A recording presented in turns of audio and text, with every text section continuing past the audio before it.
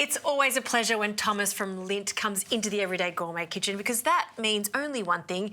We're cooking with delicious chocolate. Absolutely. What are you making me today? We are going to make chocolate thumbprint cookies. Ooh. And we're going to fill the little thumbprint with delicious pistachio cream. Now, I do have my eye on this pistachio cream. What have you done here? Well, you can get these now virtually in supermarkets, but I actually made this one. So it's really just our Lindor white chocolate truffles and some pure pistachio paste in there as well. So you really, with those sort of pistachio pastes, you get that nuttiness, that richness, and a bit of sweetness as well. So perfect for that little sort of indentation that we're going to have in our beautiful cookie. I could just drink that. I'll make more. Now for our cookies, the most important thing with this is that we don't want to overwork the butter and the sugar. So it just starts with really nice soft butter. Yep. You can even sort of do this in a kitchen machine. Sometimes I even just sort of go in by hand as well. Yeah, if you've got a mixer, but because we're doing a small portion here, I guess in the bowl is just magic. Absolutely. And sometimes even when you actually put your hand in, the warmth of your hand helps to sort of bring the mixture together, so that's quite nice. And I find it therapeutic. Absolutely. But this is really sort of nice and easy and quick. Yep. So we go in with a little bit of sugar. You love to use raw sugar, which I now am starting to use more and more in my kitchen. Yeah.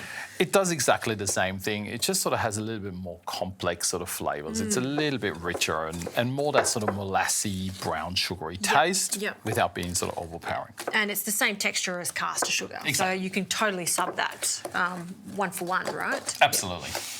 Okay. So again, as always, I'm just going to put a pinch of salt in there as well because we're working with chocolate. Yes. Chocolate loves to be seasoned. It actually makes chocolate just more chocolatey. Absolutely. Let's talk about our Lindt chocolate. What type of chocolate are we going to be using today? Look, for this one, it's my go-to. Lindt Excellence 70% is really the perfect sort of chocolate for any sort of chocolate recipes, sweet and salty even. Yes. So like a little bit of that into a stew or something like that is actually really intriguing as well. So just a tiny little square. Yep. But that's the ideal thing for here. So as you see, it's like really just sort of come together. Yep. So we don't need to go more than that. We don't want to cream it because otherwise once we bake it, it tends to flow a little bit as well. So we don't want to do that. Okay. So we want our thumbprints to be really nice and sort of distinct shaped. Okay.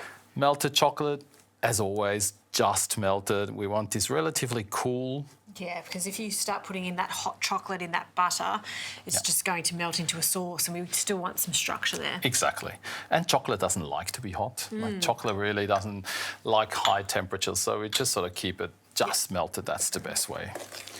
And then I might get you to put the rest of it in as well. So once this is combined, we just put in a bit of cocoa powder. Okay. There we go. And the flour as well. Oh, nice and easy. Look at the colour. That's chocolatey, right? And just some plain flour. Yes. And I think that's a good way as well. Like cocoa powder is actually good to make chocolatey flavoured things. And then if you're using like a quality chocolate, that just brings that sort of luxury twist to it, that little refined sort of chocolate taste. So you got that concentrated flavour from the cocoa powder. Yeah, absolutely. There we go. That's sort of combined. And for the last little bit, I actually go in by hand. Yes. Because we're going to shape them by hand as well. Absolutely. It's half the fun of baking is actually really getting involved. And again, just the warmth of my hand will actually help to bring this together as well. And how big are you going to make these little cookies? I think this little ball probably makes about 20. I actually, when I'm at home, I actually weigh them out. So they're all the same, but, you know, we can just make like a walnut shape. Okay, I'll get in there too. I think that'd be good. It also sometimes helps if it starts to be a bit sticky. Just sort of wet your hands a little bit with just a bit of water. Yeah, this actually but I think feels this is quite good. pretty good. So it's nice and warm. Onto a tray, and here comes the big moment for the thumb.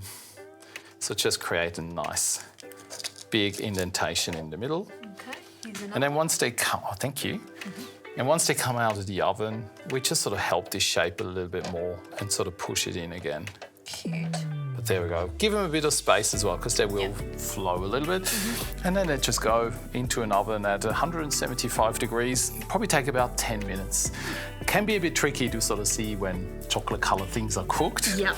But once they're sort of just firm on the outside and you can actually move them on the tray a little bit as well, then we know that we're ready to go. Very nice.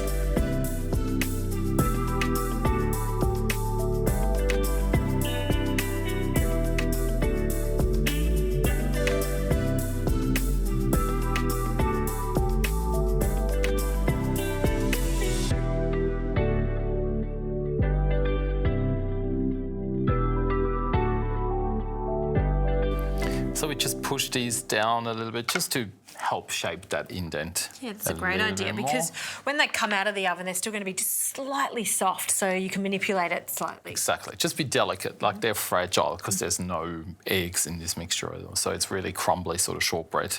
And then we're going to fill these up with our beautiful pistachio cream, pistachio spread. But seriously, I've done this at Christmas time with some raspberry jam, with a bit of gingerbread spice in. Yes. So you can do lots of different things with that as well. And that will melt a little bit into shape as well. There we go. And I might get you to sprinkle a little bit of our chopped pistachio just on top as well. Just on the actual Just on the actual pistachio cream, and then we get a bit of crunch from the pistachio, the creaminess of that beautiful spread. These are stunning.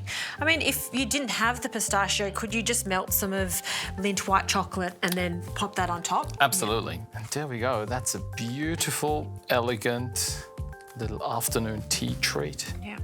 And we have to point out, they look so professional, but they are so easy to make at home. Easy. I'm going to have a little taste. Pistachio is really rich and nutty, so it actually works well with something like a chocolate shortbread. Exactly. I mean, that is just the most delicious shortbread. Crumbly, sablé style, and rich in chocolate, which is what you want, and then the nuttiness of the pistachio. Oh, you've done it again. Delicious.